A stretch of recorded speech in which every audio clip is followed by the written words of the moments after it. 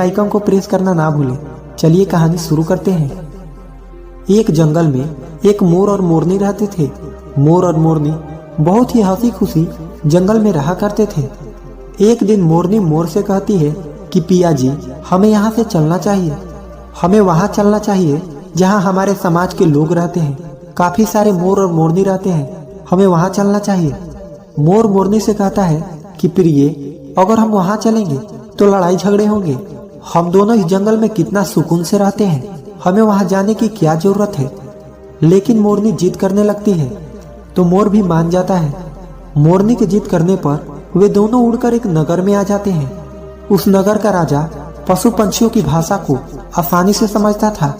उस राजा ने कराव शास्त्र की पढ़ाई की थी। कराव शास्त्र का मतलब ही यही होता है कि पशु पक्षियों की भाषा को समझ पाना। वह राजा सभी प्रकार के पशु पक्षियों का आवाज को समझ पाता था। हर जीव जंतु के आवाज को वह बखूबी समझता था कि वह क्या कह रहा है। दोनों मोर और मोरनी उसी नगर में आ जाते हैं। एक दिन की बात है, राजा अपनी रानी से कहता है कि हे रानी, मुझे बहुत तगड़ी भूख लगी है, आप मुझे भोजन खिला दीजिए। राजा की रानी 36 प्रकार की भोजन बना करके एक हाथ में पानी का लोटा और दूसरे हाथ में खाना का थाली लेकर राजा के पास पहुंचती है। रानी जैसे ही भोजन का थाली राजा के समक्ष रखती है तो एक चावल का टुकड़ा नीचे गिर जाता है। वहीं पे कुछ चींटियां घूम रही थी तो एक चींटी चावल के टुकड़े लेकर वहां से जाने लगती है। राजा बैठा इन सब घटना को देख रहा था। उस चींटी के पास में तुरंत ही एक बड़ा चींटा आता है और वह चींटा उस चींटी से कहता है कि हे प्रिय, यह चावल का टुकड़ा मुझे दे दीजिए और तुम वापस जाओ, उस राजा के थाली से दूसरा चावल का टुकड़ा लेकर आओ। उनकी बातों को राजा पूरी तरह से सुन रहा था, क्योंकि राजा हर जानवर पशु पक्षियों की भाषा को समझ सकता था। तो राजा वहीं बैठा सुन रहा था कि चींटा चींटी से यह बात कह रहा है। चींटी चींटा से कहती है कि नहीं, मैं नहीं जाऊंगी। अगर ये बात राजा को पता चल जाएगी तो राजा मुझे मार देगा। फिर चींटा चींटी से कहता है कि तुम जाओ, राजा को नहीं पता चलेगा। चींटी फिर जाने की कोशिश तो करती है, लेकिन आधे रास्ते से वापस चली आती है और चींटे से कहती है नहीं, मैं नहीं जाऊंगी। हो सकता है राजा को पता चल जाए और राजा मुझे मार दे। राजा उन दोनों को देख रहा था तो चींटा को इस बात का भान हो जाता है कि राजा हमारी बात को समझ रहा है। चींटा फिर चींटी से कहता है कि देखो, लगता है राजा हमारी बात को समझ रहा है। राजा ने हमारी बातों को सुन लिया है, इसीलिए वो हमें ही देख रहा है। चींटी चींटा से कहती है अगर राजा ने हमारी बातों को सुन लिया है, अगर ये बात राजा किसी और को बताएगा तो उसी समय पत्थर का बन जाएगा। राजा चींटा और चींटी की बात को बखूबी सुन लेता है और समझ लेता है। राजा इस बात को सुनकर हंसने लगता है। राजा को हंसी आने लगती है। जैसे ही राजा को हंसी आती है, उधर राजा की रानी रसोई से बाहर आती है। वह जैसे ही रसोई से बाहर निकलती है, राजा उसे हंसता हुआ दिखाई देता है। रानी राजा को हंसते हुए देखकर सोचने लगती है कि शायद मुझसे कोई गलती हुई है, इसीलिए राजा साहब हंस रहे हैं। रानी राजा के पास आती है और कहती है कि हे महाराज, क्या मुझसे कोई पाप हुआ है? क्या मुझसे कोई गलती हुई है कि आप इतने जोरों से हंस रहे हैं? राजा रानी से कहता है कि नहीं नहीं, ऐसी कोई बात नहीं है, मुझे बस यूं ही हंसी आ गई। रानी जिद करने लगती है और कहती है आपको मुझे बताना पड़ेगा कि आप क्यों हंस रहे थे। राजा बार बार मना करता है, क्योंकि राजा को पता था, क्योंकि चींटी ने कहा है कि अगर मैं चींटी वाला बात किसी को बताऊंगा तो मैं पत्थर का बन जाऊंगा। इसीलिए राजा रानी को यह बात नहीं बताना चाहता था। लेकिन रानी बार बार जिद करती है और कहती है कि आपको मुझे बताना ही पड़ेगा कि आप क्यों हंस रहे थे। अगर आप मुझसे सच्चा प्रेम करते हैं, अगर आप मुझे अपना रानी समझते हैं, तो आपको ये बताना पड़ेगा कि आप क्यों हंस रहे थे। अब राजा बड़ा ही धर्म संकट में पड़ जाता है। राजा सोचता है अगर मैं ये बात रानी को बताऊंगा तो मैं पत्थर का बन जाऊंगा, और फिर सोचता है अगर मैं नहीं बताऊंगा तो रानी का विश्वास खत्म हो जाएगा। रानी बहुत जिद करने लगती है। कहते हैं ना कि तिरिया हट और बाल हट बहुत तगड़ी होती है, इन दोनों हट से हमेशा बच के रहना चाहिए। रानी के तिरिया हट के सामने राजा को झुकना पड़ता है और राजा रानी से कहता है कि ठीक है, अगर ये बात मैं आपको बताऊंगा तो बाद में आपको पछताना पड़ेगा। रानी कहती है कि अभी तो आप कह रहे थे कि कोई बात नहीं है, अभी आप कह रहे हैं कि मुझे पछताना पड़ेगा। रानी कहती है कि जरूर कोई तगड़ी बात है, और रानी और ज्यादा जिद करने लगती है। तब राजा कहता है ठीक है, अगर आप नहीं मान रही हैं तो चलिए मैं किसी जंगल में आपको ये बात बताऊंगा। राजा रानी रथ पे सवार होकर के जंगल के लिए निकल जाते हैं। जैसे ही वो घंघोर जंगल में पहुंच जाते हैं तब राजा सारी बात रानी को सुनाने लगता है। जैसे ही राजा थोड़ी थोड़ी बात रानी को सुनाते गया वैसे वैसे वो धीरे धीरे पत्थर का बनता गया। जैसे राजा आधी बात रानी को सुनाई वो आधा पत्थर का हो गया। राजा फिर रानी से कहता है, हे रानी, मैं धीरे धीरे पत्थर का बनता जा रहा हूँ, तुम बाद में बहुत पछताओगी। रानी कहती है कि हे राजा साहब, हे महाराज, थोड़ी सी बात बची है, आप उसे भी सुना दीजिए। राजा पूरी बात बता देता है और राजा पूरा पत्थर का बन जाता है। रानी की इस जिद के कारण राजा पूरा पत्थर का बन जाता है। रानी पूरा रोने लगती है। रानी उस पत्थर को हिलाने की कोशिश करती है लेकिन भारी भरकम पत्थर कैसे हिला पाती, क्योंकि राजा बहुत ही भारी था। राजा पत्थर का बन जाता है और उधर रानी सर पटक कर रोती है, छाती पीटती है, विलाप करती है, हर किसी जीव जंतु से सहायता के लिए गुहार करती है। इन सब कहानी को मोर और मोरनी बखूबी देख रहे थे, अपनी आंखों से देख रहे थे। रानी के विलाप को देखकर मोर और मोरनी को दया आ जाता है। मोर मोरनी से कहता है कि प्रिय, ये होता है तिरियाहट। आपकी इसी तिरियाहट की वजह से हम उस जंगल में कितना खुशी खुशी रह रहे थे, वहां से हम यहाँ चले आए। मोरनी मोर से कहती है कि प्रिय, ये रानी बहुत दुखी हो रही है, हमें इसकी सहायता जरूर करनी चाहिए।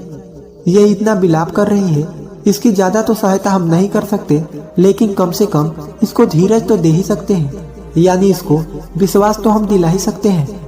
यही सोचकर मोर और मोरनी उस रानी के पास जाते हैं और जाकर के रानी से कहते हैं कि रानी साहिबा, जो हुआ वो तो गलत हुआ, लेकिन आप जरा धीरज रखिए, अपने आप को थोड़ा संभालिए। आपके पीछे पूरा राज्य है, राजा तो पत्थर का हो चुका है, अब आपके राज के कारोबार आपको ही संभालना है। रानी मोर मोरनी के बात सुनने के बाद कहती है कि भाई मोर मोरनी, मैं अपने आप को कैसे संभालूं, क्योंकि अब तो मेरा संसार ही उजड़ गया है, क्योंकि मेरा पति परमेश्वर पत्थर का बन चुका है। अब मैं क्या करूं? रानी की यह बात सुनते ही उधर मोरनी के मुख से यह निकल जाता है कि राजा पत्थर के कैसे हो गए। राजा तो इंसान थे, अच्छे भले थे, लेकिन ये पत्थर के कैसे हो गए। रानी वही बात बताने लगती है जो राजा ने चींटी वाली बात रानी को बताई थी। रानी वही बात मोर और मोरनी को बताने लगती है और रानी भी धीरे धीरे करके पत्थर का बन जाती है। और जब रानी पत्थर की हो जाती है और राजा तो पत्थर का हो ही चुका था, जब दोनों पत्थर के हो जाते हैं उधर मोर मोरनी को चिंता सताने लगती है। उधर मोर और मोरनी बहुत दुखी हो जाते हैं। मोर मोरनी को यह चिंता सताने लगती है कि यह विपत हम पे भी आ सकती है। मोर मोरनी को यह बात सताने लगती है कि यह विपत हम पे भी आ सकती है, क्योंकि राजा भी उसी चींटी वाले बात से पत्थर का हो चुका है और रानी भी उसी चींटी वाले बात से पत्थर का हो चुकी है। मोर मोरनी से कहता है कि हम पर भी यह खतरा मंडरा रहा है, क्योंकि तुम स्त्रियों से कोई भी बात छिपती नहीं है। मोरनी मोर से कहती है कि पिया जी, यहाँ से हम दूर चले क्या। मोर मोरनी से कहता है कि हे बेवकूफ, दूर जाने से क्या फायदा है, यह संकट तो धरती के किसी भी कोने में हमारा पीछा नहीं छोड़ेगा। ये खतरा तो हमेशा हमारे ऊपर मंडराते रहेगा। अगर जाने अनजाने में भी हमारे मुख से यह निकल गई तो हम भी पत्थर का बन जाएंगे। इसी बात को लेकर मोर और मोरनी बहुत दुखी हो जाते हैं, बहुत चिंतित हो जाते हैं। रात दिन उनको यह दुख खाया जाता। यह सोचकर वह ना भोजन करते और ना चैन से सोते। बस रात दिन उनको यही दुख सताती, यही टेंशन रहता कि कहीं यह बात हमारे मुख से निकल ना जाए। यदि हमारे मुख से यह बात भूल कर भी निकल गई तो हम दोनों पति पत्नी पत्थर का बन जाएंगे।